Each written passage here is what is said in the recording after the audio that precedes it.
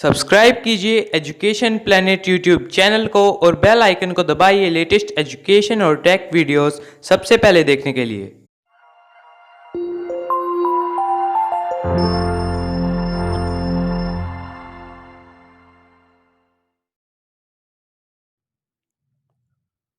प्रिय विद्यार्थियों, education planet channel और पर आपका स्वागत है।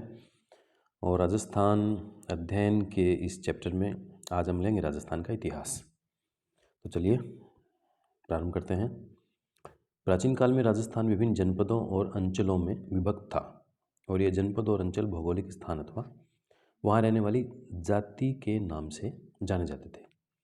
और आर्यों ने छोटी छोटी बस्तियों को मिलाकर अपने अपने राज्य या जनपदों का निर्माण आरंभ किया। महाभारत और संहिता ग्रंथों में राजस्थान के कई जनपदों का हमें उल्लेख मिलता है। ऋग्वेद सहित पुराने ग्रंथ जैसे रामायण, चरक संहिता, महाभारत और वृद्ध संहिता में मरु प्रदेश का नाम अलग से बार बार आता है। अब जितने भी हैं ये इनके हम थोड़ा थोड़ा संक्षिप्त में इनकी हम बात करते हैं। मरु प्रदेश आर्यों का प्रारंभिक जनतंत्र था जिसमें वर्तमान के बीकानेर, नागौर, चूरू, गंगानगर, जैसलमेर और बाड़मेर जिले के कुछ भाग सम्मिलित थे। कालांतर में इस क्षेत्र में कुछ विस्तार के साथ में कुरु, मद्र और जांगल नामक जनपदों का भी निर्माण हो गया। इसके बाद में है जांगल प्रदेश। नागौर, बीकानेर और जोधपुर का कुछ भाग इसमें सम्मिलित था। इसकी राजधानी अहिछत्रपुर थी जिसका साम्य वर्तमान नागौर से प्रतीत होता है। और पौराणिक मान्यताओं के अनुसार यादव वंश के बलराम और श्री कृष्ण द्वारिका जाते समय इस क्षेत्र से गुजरे थे। इसके बाद में आता है मत्स्य जनपद। इसका उल्लेख ऋग्वेद में मिलता है और महाभारत काल में मत्स्य जनपद की राजधानी विराटनगर या बैराट थी। और यह जनपद अलवर और जयपुर के मध्य स्थित है और इस स्थान का वर्णन चीनी यात्री युआनचांग या हवेनसांग ने भी किया था। इसके बाद में आता है शूरसेन क्षेत्र। और शूरसेन क्षेत्र ये भरतपुर, धौलपुर तथा करौली के अधिकतर भूभाग प्राचीन शूरसेन जनपद में सम्मिलित थे। और इस जनपद की राजधानी जो थी वो मथुरा थी। 4वीं शताब्दी ईसा पूर्व के यूनानी लेखकों ने सिकंदर के समय शूरसेन या सौरसेन का उल्लेख किया है। बयाना प्रशस्ति में शूरसेन नामक राजवंश का वर्णन भी मिलता है। इनमें अपने साहस और शौर्य के लिए प्रसिद्ध मालव, शिवी, अर्जुनायन आदि जातियाँ प्रमुख थी। इसके बाद में शिवी जनपद आधुनिक उदयपुर के पूर्व, पश्चिम और उत्तर का संभागीय प्रदेश शिवी जनपद के नाम से जाना जाता था। इसकी राजधानी मध्यमिका या माध्यमिका थी। और इस जनपद के अवशेष चित्तौड़गढ़ के पास नगरी नामक गांव में मिलते हैं। और इस भूभाग को मेदपाट या मेवाड़ तथा प्रागवाट भी कहा जाता है। अगला है अर्जुनायन। भरतपुर अलवर प्रांत के अर्जुनायन अपनी विजयों के लिए प्रसिद्ध थे। अर्जुनायनों ने मालवों के साथ मिलकर विदेशी क्षत्रपों को भी परास्त किया था। इसके बाद में है मालव। मालव शक्ति का केंद्र जयपुर के निकट था जो वर्तमान में टोंक जिले में स्थित है। टोंक, प्रतापगढ़ और झालावाड़ का क्षेत्र मालव देश के अंतर्गत आता था। मालवों की दिग्विजय का जो युग अभिलेख नानसा भीलवाड़ा में मिलता है। इसके बाद में योद्धे। राजस्थान का जो उत्तरी भाग एक शक्तिशाली कबीला था। संभवतः योद्धियों ने उत्तरी राजस्थान से कुषाण शक्ति को नष्ट किया था। इसके बाद में मेवाड़। प्राचीन शिवी जनपद वाले क्षेत्र को मेवाड़ कहा गया। आधुनिक उदयपुर, चित्तौड़गढ़, प्रतापगढ़, राजसमंद, भीलवाड़ा जिले मेवाड़ राज्य के क्षेत्र रहे। इस क्षेत्र पर 7वीं शताब्दी से आधुनिक राजस्थान के निर्माण तक गुहिल सिसोदिया वंश का राज्य रहा और इस क्षेत्र की बोली मेवाड़ी है। इसके बाद में वागड़। डूंगरपुर, बांसवाड़ा के भूभाग को वागड़ या वागड़ कहा जाता है और इस क्षेत्र की बोली वागड़ी कहलाती है। इसके बाद में मारवाड़। प्राचीन मरु प्रदेश की कालांतर में मारवाड़ कहलाया। 7वीं सदी में इसके मंडोर, जोधपुर क्षेत्र पर गुर्जर प्रतिहारों ने शासन किया। बाद में इस क्षेत्र पर राठौड़ वंश का आधिपत्य हो गया था। इसके बाद में आता है हाड़ौती क्षेत्र। इसके अंतर्गत वर्तमान बूंदी और कोटा क्षेत्र सम्मिलित है। प्राचीन काल में इस भूभाग पर मीणा जनजाति का आधिपत्य रहा था। मीणा वंश के बुंदा के नाम से ही बूंदी नाम पड़ा। कालांतर में चौहान वंश की हाड़ा शाखा ने इस क्षेत्र पर आधिपत्य कर लिया और इस भूभाग पर बोली जाने वाली प्रमुख बोली हाड़ौती है। इसके बाद में आता है ढूंढाड़ क्षेत्र।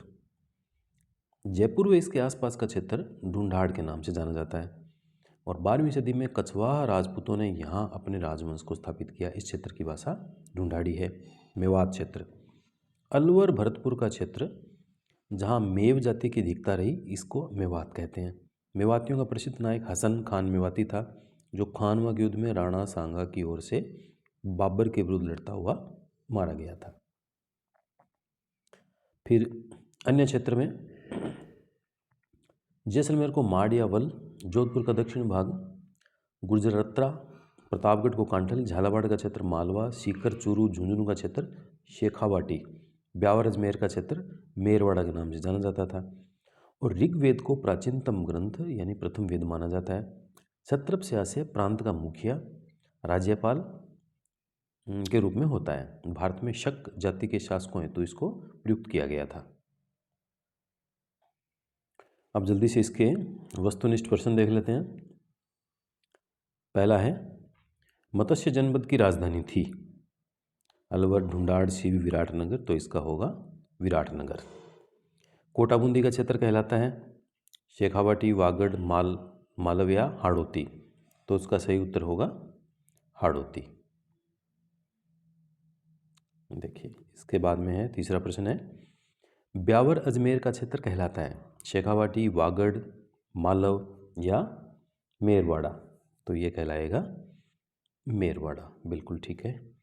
इसके बाद में चौथा है, जयपुर एवं उसके आसपास के क्षेत्र की भाषा कहलाती है ढूंढाड़ी, वागड़ी, हाड़ौती या ये सभी, तो ये कहलाएगी ढूंढाड़ी। इसके बाद में पांचवा और छठा दो देखते हैं।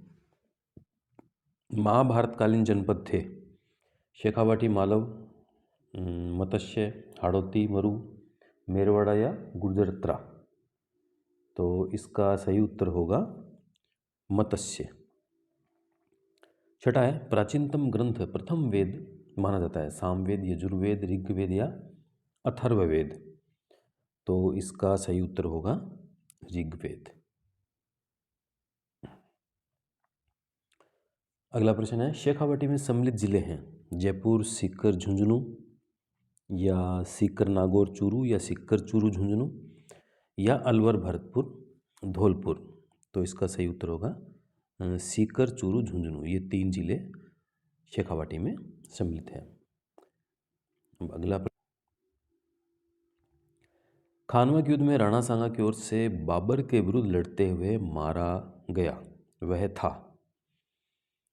हारून मेवाती, सलीम खान, अली मोहम्मद खान या हसन खान मेवाती, तो इसका सही उत्तर है हसन खान मेवाती। द इसका ठीक होगा।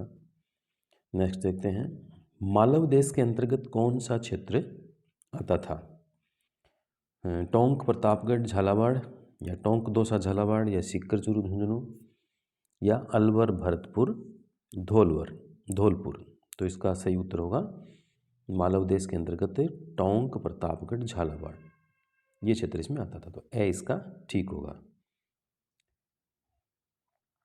प्रश्न नंबर 10,